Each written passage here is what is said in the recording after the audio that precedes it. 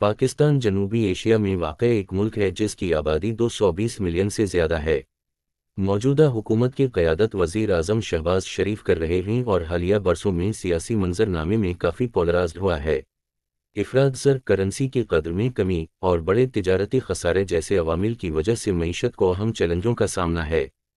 पाकिस्तान दहशत गर्दी, शोरिश और फ़िरका वाराना तशद्दुद समेत मुख्तलिफ सिक्योरिटी मसाइल से भी निमट रहा है।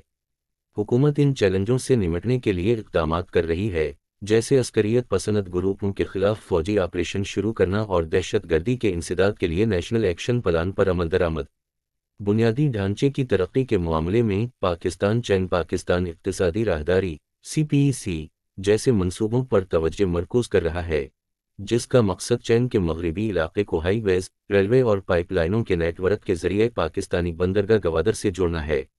CPEC मंसूबा पाकिस्तान की मईशत को फ़रोग़ देने की सलाहियत रखता है, लेकिन इसे कर्ज़ों की पायदारी और मुमकिना माहौलियाती असरात से मुतालिक ख़दशात पर तनक़ीद का सामना भी करना पड़ा है।